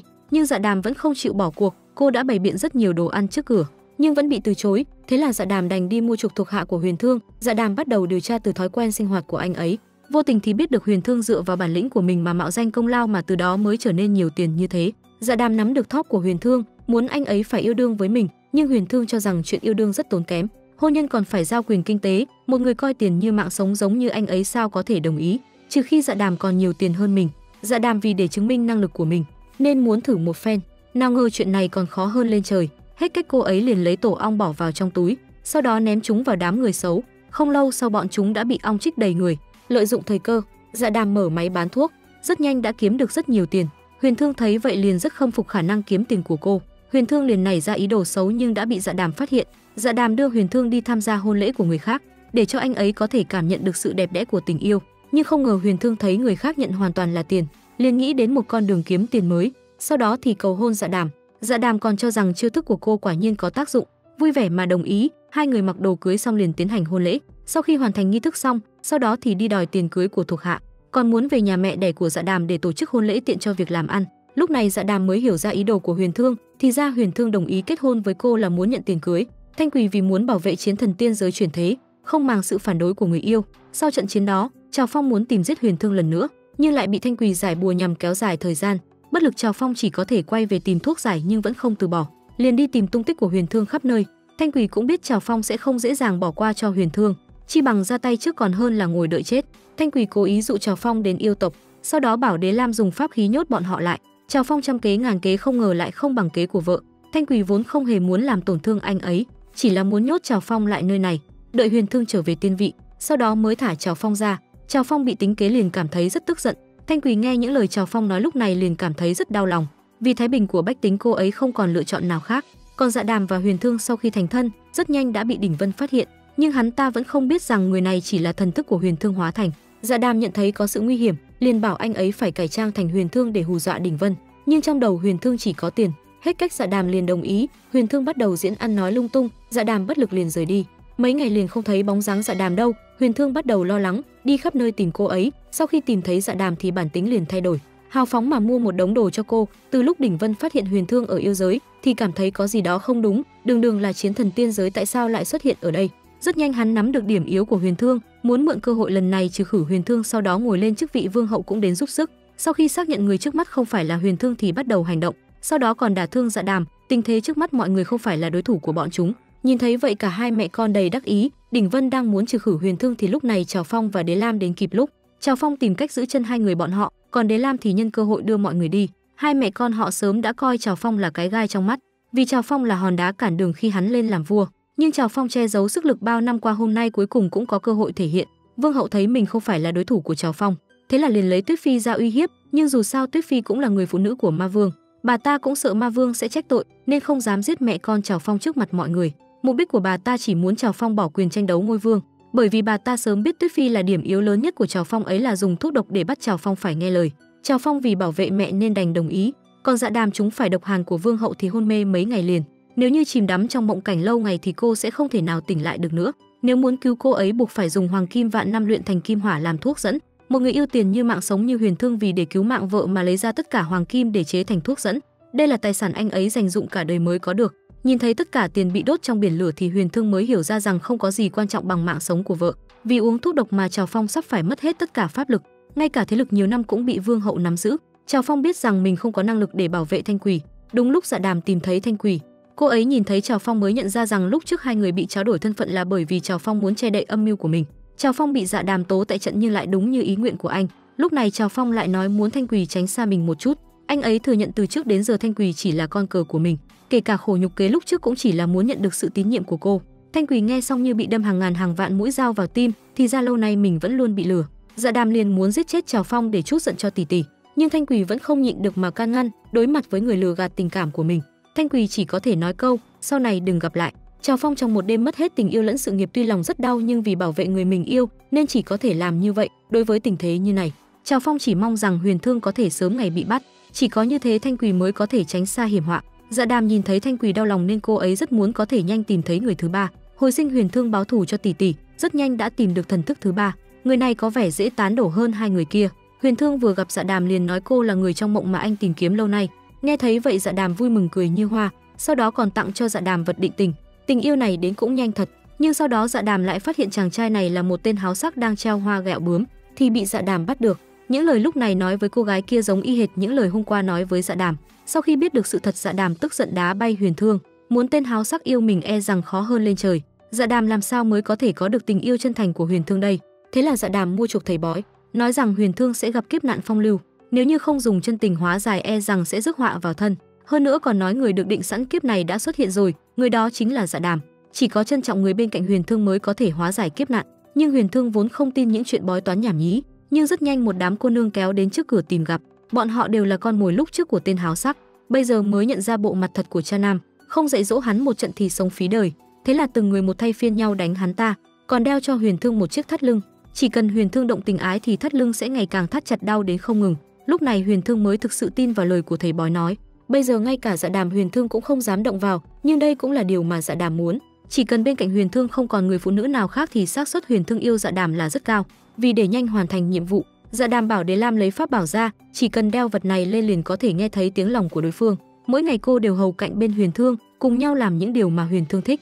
Rất nhanh Huyền Thương đã yêu Dạ Đàm, trước mắt cả ba thần thức đều yêu Dạ Đàm, cũng đã đến lúc hồi sinh Huyền Thương. Nhưng Dạ Đàm lại do dự, bởi vì ba thần thức chỉ là tạp niệm của Huyền Thương hóa thành, nhưng cô lại không lỡ quên đi những thời gian tươi đẹp khi bọn họ sống tự do tự tại ở trần gian. Nếu như trở về tiên giới thì Huyền Thương sẽ quên đi những ký ức tươi đẹp này, trở về với bản chất một vị chiến thần máu lạnh vô tình. Dạ Đàm không muốn Huyền Thương sống một cuộc sống gò bó như thế, nhưng lúc này ba thần thức đều đến tìm Dạ Đàm. Cuộc tranh đấu của ba người sắp bắt đầu, bọn họ gặp mặt nhau thì sẽ như nào đây? Vì để giúp muội muội kéo dài thời gian tụ hợp đủ ba thần thức hồi sinh, Huyền Thương Thanh Quỳ một mình đi vào hang cọp, chủ động nói cho Vương hậu tung tích của ba thần thức. Cô ấy nghe nói Vương hậu đang tìm kiếm ba thần thức khắp nơi, Thanh Quỳ cố tình nói ra tung tích của thần thức và cũng tiết lộ bí mật bản thân có thể tương thông tương tạm với Dạ Đàm. Nhưng Vương hậu xảo trá vẫn không tin, bởi vì bà ta đã sớm biết mối quan hệ của Thanh Quỳ và Trào Phong. Đột nhiên Thanh Quỳ lần này xuất hiện sợ rằng là có mưu đồ khác, nhưng Thanh Quỳ nói một câu khiến hai người họ không thể không tin. Thế là Thanh Quỳ dẫn bọn họ đến nơi Huyền Thương từng trú ẩn. Nhưng lời nói dối sắp bị vạch trần, Thanh Quỳ sớm đã lường trước cái chết. Trào Phong sau khi chia tay Thanh Quỳ vẫn âm thầm theo dõi bảo vệ cô. Rất nhanh Vương hậu biết được tin tức từ người dân, Hỏa Yêu sớm đã rời khỏi nơi này. Vương hậu nhận ra mình đã bị lừa liền bắt Thanh Quỳ khắc chữ trên tay để hỏi tung tích của thần thức, nhưng Thanh Quỳ vẫn không đồng ý. Đỉnh Vân liền bắt ép cô. Lúc này Trào Phong xuất hiện kịp thời bảo vệ được Thanh Quỳ. Trào Phong không màng tác dụng phụ của thuốc mà ra sức đánh với Vương hậu, sau đó thì độc tố liền phát tác. Cũng may thuộc hạ kịp thời đến cứu, nhưng lúc này Trào Phong gân mạch đứt đoạn không còn sống được bao lâu nữa. Thanh Quỳ lòng đau như cắt, tuy trước kia bị Trào Phong tráp, nhưng làm sao có thể thấy chết không cứu. Cô ấy đành đưa Trào Phong đến yêu giới, trải qua sự cứu giúp của nhiều người Trào Phong cũng giữ được tính mạng, nhưng tu vi đã mất hết, e rằng sau này chỉ có thể làm một người phàm. Dạ Đàm hoàn thành nhiệm vụ, ba thần thức đều đã yêu cô ấy, đến lúc hợp thành huyền thương nhưng Dạ Đàm lại không lỡ hy sinh bọn họ. Ba thần thức đều tìm đến gặp Dạ Đàm, thậm chí còn mang rất nhiều đồ ăn cho cô ấy. Nhìn thấy bọn họ nhiệt tình như thế, Dạ Đàm cũng không thể từ chối. Dạ Đàm ăn rất ngon miệng, nhưng lại bị đau bụng liền chạy ra ngoài thì bắt gặp Hỏa Yêu lại đem đồ ăn đến cho cô. Còn chưa kịp ứng phó với người này thì người kia lại xuất hiện, thế là một mình Dạ Đàm phải ứng phó với ba thần thức. Cứ tiếp tục như này cũng không phải là cách, Dạ Đàm tìm cách tắt các đèn đi, để cho bọn họ có gặp nhau thì cũng không nhận ra. Nhưng Dạ Đàm không ngờ rằng Thanh Hành lại dùng pháp thuật thắp sáng đèn trở lại. Thế là ba thần thức đều chạm mặt nhau. Lúc này bọn họ mới biết được thì ra Dạ Đàm tiếp cận bọn họ là muốn hồi sinh huyền thương. Ba người tức tối bỏ đi, Dạ Đàm viết thư xin lỗi. Ba thần thức còn nói rằng nếu bọn họ không đồng ý hợp thành một thể thì cô ấy đồng ý cùng ba người họ đưa Thanh Quỳ cùng nhau đi ở ẩn. Trên đường tụ hợp thì bị Vương Hậu truy sát, hai bên liền xảy ra đụng độ. Mấy người bọn họ vốn không phải là đối thủ của mẹ con Vương Hậu. Lúc này ba thần thức kịp thời đến, bọn họ vốn muốn cùng Dạ Đàm rời khỏi nơi này, nhưng lại nhìn thấy Dạ Đàm bị bọn chúng đả thương, thế là ba người hợp sức lại muốn hợp thành một thể để hồi sinh huyền thương. Ba người cùng niệm thần chú đồng lòng cùng nhau. Cuối cùng huyền thương cũng đã trở về. Huyền thương không chỉ lấy lại sức mạnh mà còn mang ký ức của ba thần thức. Nhìn thấy Dạ Đàm bị đả thương, huyền thương giận dữ vô cùng. Điều huyền thương muốn làm bây giờ là trả lại mối thù này. Huyền thương triệu hồi ngàn phi kiếm, chỉ một chiêu đã đánh bay bọn chúng. Vương Hậu xuất chiêu nhưng bà ta chẳng phải là đối thủ của huyền thương. Đỉnh Vân thì đỡ cho mẫu thân cũng đã bị đánh cho một chưởng chí mạng. Cũng từ đó mâu thuẫn giữa ma tộc và tiên giới ngày càng kịch liệt. Huyền thương đưa Dạ Đàm trở về tiên giới, Thiên Hậu và chúng tiên ai nấy cũng vui mừng, chỉ có tiên đế là tỏ vẻ không vui. Ông ta lo rằng huyền thương sẽ không còn là chấn thần vô tình như trước nữa, mà là mang theo tạp niệm trở về. Huyền thương hiểu ý của ông ấy, huyền thương sợ rằng tiên đế sẽ xóa đi ký ức tươi đẹp của mình và Dạ Đàm, vì thế đành che giấu. Còn tiên đế không hề hoài nghi huyền thương, ông ấy sợ rằng huyền thương sinh ra tạp niệm sẽ làm lung lay đến địa vị của ông ta, thế là phải thuộc hạ đi theo dõi nhất cử nhất động của huyền thương. Dạ Đàm tưởng rằng huyền thương hồi sinh lại đã quên đi ký ức của cả hai, trở về làm một chiến thần máu lạnh vô tình. Lúc này huyền thương đột nhiên nắm tay cô và nói rằng mình nhớ hết tất cả. Cũng biết rằng Dạ Đàm làm bao nhiêu chuyện cho mình, trải qua bao nhiêu chuyện, huyền thương cuối cùng cũng bày tỏ nỗi đau của mình. Cho dù cô ấy là Thanh Quỳ hay là Dạ Đàm thì huyền thương đều không quan tâm chuyện này, chỉ cần là cô ấy là được. Hai người trải qua sinh ly tử biệt, cuối cùng cũng đã tìm thấy nhau. Sau khi chìm đắm trong tình yêu ngày càng thay đổi bản thân, thậm chí huyền thương còn thay đổi cách ăn mặc. Trào Phong cũng vì cứu người mình yêu mà mất hết tu vi, vốn định đưa Thanh Quỳ và mẫu thân kỳ ẩn sơn lâm, nhưng trên đường đi lại bị Vương Hậu truy sát. Trào Phong bây giờ đã không còn pháp lực nên khó mà thoát khỏi, nhưng lại được huyền thương cứu giúp, thế là mọi người đều thoát nạn. Sau cái chết của Đỉnh Vân, Vương Hậu liền đổ mối thù lên người Trào Phong. Bà ta xúi giục Ma Vương công đánh tiên giới trả thù cho con trai, nhưng huyền thương đã sống lại, Ma Vương cũng không dám hành động. Vương Hậu chỉ đành lấy Trào Phong ra làm mồi châm, nói rằng Trào Phong cấu kết với tiên giới mới hại chết con trai bà ta, mà tiên giới luôn là cái gai trong mắt Ma Vương. Nghe thấy con trai phản bội mình, còn chưa làm rõ nguyên nhân thì đã cho người bắt thuộc hạ của Trào Phong lại nhằm uy hiếp. Trào Phong nhận được tin thì rất lo lắng, dù sao các tướng sĩ đều là các huynh đệ cùng sinh ra từ bao nhiêu năm nay, làm sao có thể chống mắt nhìn bọn họ chết thảm. Thế là Trào Phong đành đi tìm Ma Vương cầu xin cho bọn họ.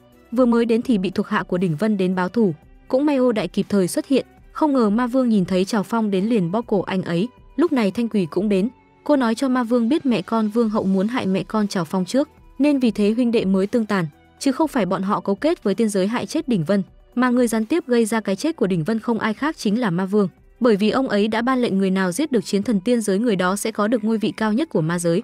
Ma Vương nghe xong những lời mà Thanh Quỳ nói có chút dao động, bởi vì không phải ông ấy lấy ngôi vị ra làm mồi nhử thì mới dẫn đến chuyện huynh đệ tương tàn. Ma Vương vốn dĩ đang do dự không biết nên tha cho Trào Phong hay không, thì Vương Hậu ở bên xúi giục làm ông thay đổi ý định, chỉ đành giam Thanh Quỳ và Trào Phong vào đại lao đợi ngày thẩm vấn. Thanh Quỳ biết rõ bản thân không có năng lực, hai người chỉ còn thời gian một ngày thì phải chia tay nhau trước mặt mọi người. Thanh Quỳ tỏ tình Trào Phong. Huyền thương sau khi trở về tiên giới thì đã không còn là chiến thần vô tình như trước nữa, anh ấy mang tạp niệm của trần gian, bắt đầu cùng Dạ Đàm bày trò quậy phá. Đầu tiên là như trộm trứng, sau đó còn lấy trộm trà của Thiên Tôn. Hai người ăn trứng xong còn đem nước luộc trứng xem như là quà đem tặng cho nhỏ trà xanh, khiến nhỏ trà xanh tức đến nhảy cẫng lên. Cô ta muốn cho mọi người thấy sự ăn ý của mình với huyền thương, một người thổi sáo một người đánh đàn, đúng là cặp đôi ăn ý. Tử Vu ngồi bên cạnh con tức dùm Dạ Đàm. Dạ Đàm khó khăn lắm mới cứu được huyền thương, không thể để hồ ly chiếm lợi. Thế là Tử Vu nghĩ rằng Dạ Đàm từ nhỏ đã am hiểu mọi thứ nên muốn để vị Dạ Đàm lên đàn một bài, nhưng lòng có chưa chắc đã đúng chỗ. Dạ Đàm từ nhỏ chưa từng học qua đàn, kêu cô ấy đánh đàn thì làm thế nào đây? Thế là Dạ Đàm chỉ đành đánh loạn lên, âm thanh vừa vang lên ai nấy cũng đều sợ hãi, ngoại trừ tiếng đàn to thì còn lại là loạn nhịp. Thế là nhỏ trà xanh có cơ hội khiến Dạ Đàm bẽ mặt. Cô bảo huyền thương hãy nhận xét xem Dạ Đàm đàn có hay không, nhưng không ngờ huyền thương lại hết lời khen ngợi Dạ Đàm. Nghe huyền thương nói vậy mọi người đều vỗ tay tán dương. Tuy lần này thuận lợi được giải vây, nhưng Dạ Đàm tự cho rằng cô ấy là thiên phi, không thể để huyền thương mất mặt được, cũng không thể suốt ngày gây họa. Thế là Dạ Đàm quyết tâm học hành chăm chỉ, nhưng lại gặp phải nhỏ trà xanh cố ý đến gây chuyện. Lúc này để Lam Tuyệt và Thanh Hành đứng ra giải vây giúp cô, nhỏ trà xanh chỉ đành tức tối bỏ đi. Nhìn thấy Dạ Đàm chăm chỉ như vậy, Huyền Thương có chút không quen. Ô Đại vì cầu xin Ma Vương tha mạng cho Trào Phong và Thanh Quỳ mà dập đầu đến chảy máu. Mặc dù biết trong lòng Thanh Quỳ chỉ có Trào Phong, nhưng lão đại vẫn không lỡ nhìn thấy bọn họ chết mà không cứu. Nhưng Ma Vương tàn nhẫn vẫn không chịu mở cửa gặp mặt. Từ lúc nghe câu nói đó của Thanh Quỳ, ông ấy đã bắt đầu do dự có nên tha mạng cho hai người bọn họ. Vương hậu vẫn luôn mang hận trong lòng muốn giết Trào Phong. Lúc này Tuyết Phi xuất hiện, bà ấy nói ra nguyên nhân mà Ma Vương muốn ba người con tranh đấu. Thì ra Ma Vương muốn chọn ra người mạnh nhất mới có thể bảo vệ được ma giới. Tuyết Phi nói trúng tim đen của Ma Vương. Thì ra người luôn hiểu Ma Vương vẫn là Tuyết Phi. Ông ấy bắt đầu có cái nhìn khác về người mà mình từng đối xử lạnh nhạt này. Vì thế cái chết của Đỉnh Vân không thể do Trào Phong, mà mọi thứ đều do chính Ma Vương gây nên. Nhìn thấy Ma Vương sắp tha cho Trào Phong, Vương hậu tỏ ra không phục, liền muốn giết chết Tuyết Phi. Cũng may Ma Vương ngăn cản kịp thời. Ma Vương khuyên Vương hậu hãy buông bỏ hận thù mà sống hòa thuận với nhau. Nhưng bà ta làm sao có thể bỏ qua cục tức này chứ? Mất con thì không còn chỗ dựa, mà Ma Vương là chỗ dựa duy nhất của bà ấy cũng không chịu giúp. Sau khi Thanh Quỳ và Trào Phong được thả ra, nhìn thấy bạn thân đang đợi ở đó, còn có binh khí được treo đầy trên cây, thì ra đây là những thanh kiếm được lấy về từ chiến trường mà Ô Đại muốn chứng minh rằng mình mạnh hơn Trào Phong nhiều. Còn tình yêu của Ô Đại đối với Thanh Quỳ đều bị người khác nhìn ra. Ở trong chống chiến tranh giành quyền lợi này, Ô Đại lại mang trái tim lương thiện đơn thuần. Cô gái này cũng dần nảy sinh tình yêu với anh, nhưng lại không dám bày tỏ ra. Thanh Quỳ nhìn ra tâm tư của Giả Lâu La, mình quyết định tác hợp cho hai người họ. Nhìn thấy Dạ Đàm ngày ngày chỉ lo việc học mà không quan tâm đến mình, Huyền Thương có chút bực bội trong lòng. Lúc nào Dạ Đàm cũng lo học hành, nếu không có thời gian chơi đùa cùng với Huyền Thương. Đợi đến lúc gặp mặt khi cô ấy đã ngủ thiếp đi. Vì để gặp được Dạ Đàm, Huyền Thương trực tiếp đến lớp dạy học, nói rằng bản thân muốn dạy mọi người tiên pháp, nhưng ai nấy đều nhìn ra tâm tư của Huyền Thương. Chỉ có nhỏ trà xanh cố ý gây sự chú ý, nhưng lại bị Huyền Thương từ chối thẳng thừng, khiến cho cô ta cảm thấy vô cùng mất mặt.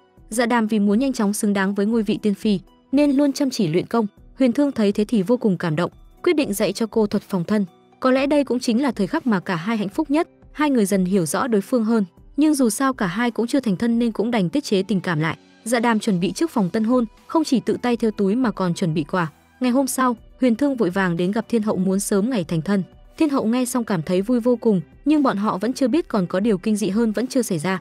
Tiên nữ lén vào tàng bảo các lấy trộm pháp khí linh huyền đăng, thì bị Thanh Hành phát hiện, mới biết rằng cô ấy thuộc tộc Đồng Khâu. Ngàn năm trước Đồng Khâu có ý đồ phá vỡ kết giới nên bị tứ tộc tiêu diệt, mà trong huyền đăng lại chứa linh hồn của tộc Đồng Khâu. Cô ấy muốn lấy trộm linh huyền đăng là muốn thả những linh hồn này ra để phục sinh dòng tộc. Thì ra lúc nãy Dạ Đàm đi đến lớp học thì nhìn thấy mọi người đều đang cầm một quả hương mật. Nghe nói quả này 2000 năm mới chín một lần, ăn nó vào có thể tăng tu vi. Dạ Đàm nhìn thấy mọi người ai nấy cũng được nhận, nên cô cũng muốn nhận quả này, nhưng không ngờ thầy giáo lại là anh họ của nhỏ trà xanh. Hai người cố ý làm khó Dạ Đàm. Đây chính là Huyền Thương tặng cho mỗi người một quả, nhưng Dạ Đàm lại không có phần, mà hắn ta còn vì muốn trả thù cho nhỏ trà xanh mà bắt Dạ Đàm phải quỳ gối trước mặt hắn, và tưởng rằng tính nóng này thì Dạ Đàm sẽ đánh nhau với thầy giáo, đến lúc đó lấy cớ này mà đuổi học cô. Nhưng không ngờ lần này Dạ Đàm lại rất điềm tĩnh, nhưng hắn ta hết lần này đến lần khác làm khó dễ cô. Mà cảnh này đã bị Huyền Thương nhìn thấy, anh ấy làm sao có thể nhìn người mình yêu bị ức hiếp. Cho dù Dạ Đàm nói mình không sao, nhưng Huyền Thương vẫn không có ý buông tha, liền cho hắn một bạt tai, sau đó còn đánh cho hắn một phát bay ra xa. Rất nhanh sự tình đã đến tai Tiên Đế. Tiên Đế không tin Huyền Thương sau khi hồi sinh đã mất hết tạp niệm lại có thể hành động như thế, thế là lấy ra pháp kỳ muốn xóa đi ký ức của Huyền Thương, bởi vì thứ ông ấy cần là chiến thành, nó lại vô tình giúp ông ta nắm giữ tứ giới. Nhưng lại không ngờ Huyền Thương bây giờ lại có thất tình lục dục, mặc cho ông ta nói gì đi nữa thì Huyền Thương cũng không đồng ý xóa đi ký ức. Đây là lần đầu tiên Huyền Thương chống đối lại lời ông ấy. Tiên Đế nhìn thấy Huyền Thương đã không còn nghe lời nữa thì tức giận mà giam cầm Huyền Thương. Huyền Thương bị nhốt vào đại lao, tính mạng còn khó giữ, lại còn có tâm trạng dỗ Dạ Đàm vui. Huyền Thương vì mình cũng vì thê tử mà chống đối lại Tiên Đế. Từ lúc Huyền Thương dạy dỗ anh họ của nhỏ trà xanh thì cô ta liền đổ hết tội lên đầu Dạ Đàm. Vì để loại bỏ Dạ Đàm bản thân có thể lên làm tiên phi, cô ta hóa thân vào quả nho trong phòng Dạ Đàm nhằm tìm chứng cứ Dạ Đàm phạm tội. Không ngờ lại nghe được cuộc đối thoại giữa Dạ Đàm và Thanh Quỳ. Điều này cũng khiến cho thân phận tiên phi giả của Dạ Đàm bị bại lộ. Thế là cô ta liền đi tìm Tiên Đế để tố cáo. Bấy giờ Huyền Thương biết tin thân phận của Dạ Đàm đã bị bại lộ, mạo phạm tiên phi là tội chết. Huyền Thương vội vã phá vỡ kết giới muốn đi kiếm thê tử, nhưng kết giới sớm đã bị bố trí thiên lôi, chỉ cần phản kháng sẽ bị phản tác dụng, phá kết giới không hề dễ dàng. Huyền Thương thương tích đầy mình nằm lăn lê trên đất, cố dùng hết sức lực cuối cùng mới có thể phá vỡ kết giới. Lúc này Tiên Đế đang kể tội Dạ Đàm. Chuyện đã đến lúc này, Dạ Đàm chỉ đành thừa nhận mình đã mạo phạm tiên phi, mà Tiên Đế vẫn luôn bất mãn với Dạ Đàm. Cộng thêm Huyền Thương bây giờ vì Dạ Đàm mà muốn từ bỏ ngôi vị thần quân, chỉ cần trừ khử Dạ Đàm, Huyền Thương mới có thể mất hết tình yêu, cam tâm tình nguyện bán mạng cho ông ta. Nhân cơ hội này muốn đưa cô đi đầu thai luân hồi. Mạn Mạn cũng đứng ra bảo vệ Dạ Đàm. Các vị tiên tôn thấy thế cũng cầu xin giúp cô ấy, nhưng Tiên Đế vốn không muốn nghe, tiên quyết muốn trừ khử Dạ Đàm. May mà Huyền Thương đến kịp thời, anh ấy từng hy sinh tính mạng đã tận tâm với tiên giới rồi, tính mạng hiện tại của anh là do Dạ Đàm cho. Huyền Thương làm sao có thể phụ cô ấy được chứ? Huyền Thương gỡ bỏ huy hiệu chiến thần của mình, anh ấy có thể phụ người trong thiên hạ chứ quyết không phụ Dạ Đàm. Từ khi Trào Phong bị Vương hậu xoáy mất hết tu vi, mọi người luôn lo lắng cho tình hình của anh ấy. Ngày nào Vương hậu còn chưa chết, Trào Phong và Thanh Quỳ khó có thể sống yên ổn. Vì thế Giả Lâu lại đứng ra giúp đỡ. Lúc trước Thanh Quỳ biết cô ấy mến mộ Ô Đại đã lâu, nên quyết định tác hợp cho hai người. Cô ấy học Thanh Quỳ dùng kim châm chữa bệnh để nhận được cái nhìn tốt của Ô Đại, nhưng tên đầu ngốc này vẫn không hiểu ý, vẫn luôn nói với cô về y thuật của Thanh Quỳ, khiến cô ấy tức tối mà lỡ miệng nói ra mình thích Ô Đại, khiến cho Ô Đại sợ mà lùi mấy bước. Cô muốn nhân cơ hội này hôn Ô Đại nhưng lại dọa cho anh ấy chạy mất dép. Đường Đường là chiến thần chiến xa trường chưa từng sợ ai, mà nay lại sợ một người phụ nữ. Tin tức này rất nhanh đã đến tai Vương hậu. Bà ta vẫn luôn tìm cơ hội để giết Trào Phong, vì thường muốn lợi dụng Ô Đại để trừ khử Trào Phong. Ô Đại ngây thơ tưởng rằng bà ta đang giúp mình giành lấy Thanh Quỳ, thế là liền nghe lời bà ta bày trò. Đây rõ ràng là đang chia sẻ uyên ương mà, còn cố tình muốn gả xà la cho Trào Phong, muốn khiêu khích Trào Phong sau đó lại trừ khử anh ấy. Thanh Quỳ nhìn ra âm mưu của bà ta, ám thị với Trào Phong phải giữ bình tĩnh. Hai người biết rõ khó mà thay đổi nên chuẩn bị thu dọn hành lý bỏ trốn, nhưng Trào Phong lại không còn pháp lực bỏ trốn lúc này còn khó hơn lên trời. Lúc này xà la lấy ra thuốc gia truyền của xà tộc giúp anh ấy khôi phục tu vi. Hoàng đế phàm giới nghe nói hai đứa con gái sắp phải thành thân, liền cho người phác họa ảnh cưới của hai người gửi tới ma giới, nhưng điều này đã lộ ra thân phận của cả hai huynh đệ đều đã bị bại hôn. Vương hậu muốn lật tẩy thân phận của Thanh Quỳ, nên vào ngày thành hôn còn mời cha của cô đến, còn cho người lấy ra bức họa, muốn cho mọi người biết chữ phi hiện tại là giả. Nhìn thấy sự việc hiện tại như thế, Trào Phong tính ra tay nhưng lại bị Thanh Quỳ ngăn lại. Sau đó Thanh Quỳ nói ra thân phận của mình, đồng thời còn đổ tội cho con trai bà ta là người gây ra chuyện cháo kiệu vào ngày đón dâu hôm đó.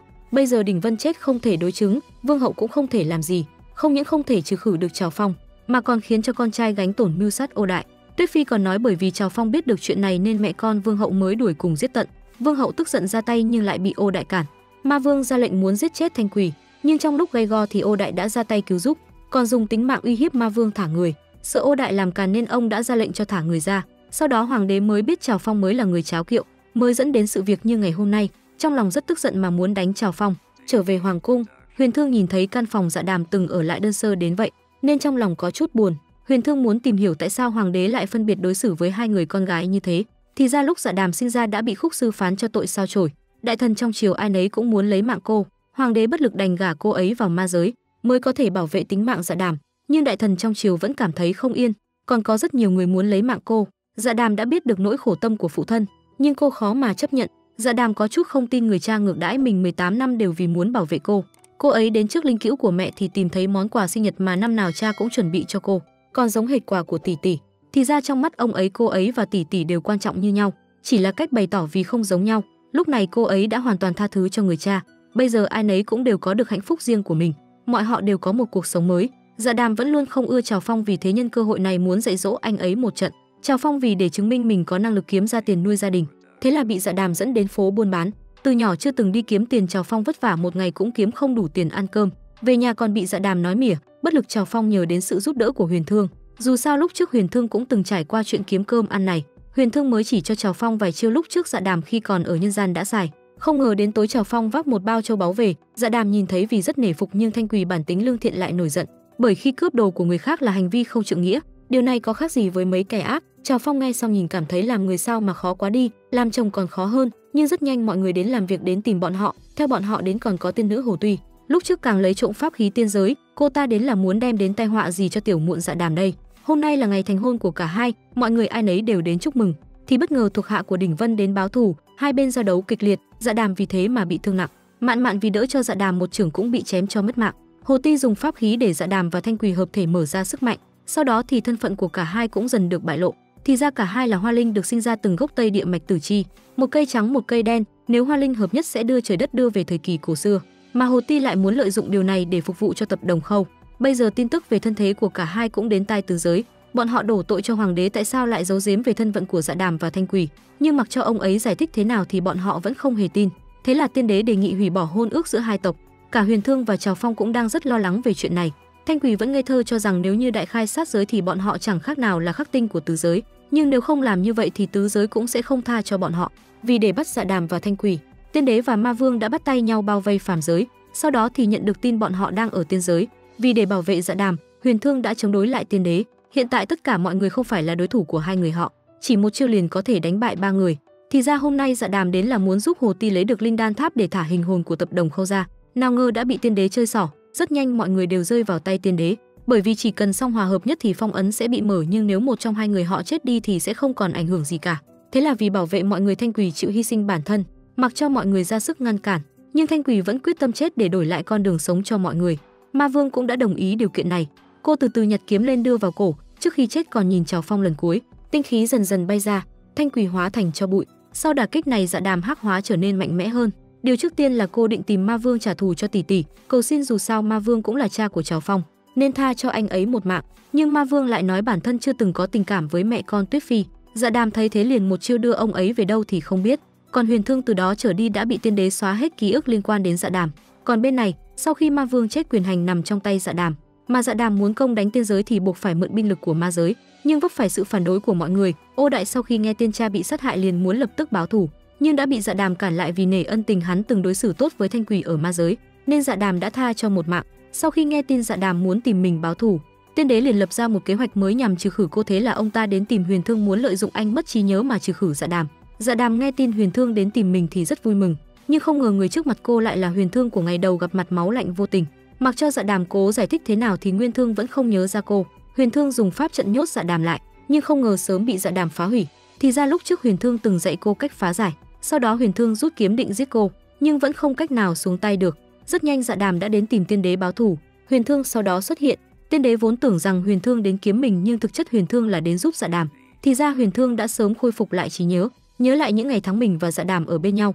Dạ Đàm đến đây chỉ là muốn tiên đế trả lại trong sạch cho tộc Lòng Khâu, thì cô ấy sẽ tha cho ông ấy một mạng. Dạ Đàm vì câu nói của tiên đế có hơi dao động, vì thế không giết ông ấy mà chỉ hủy đi tu vi.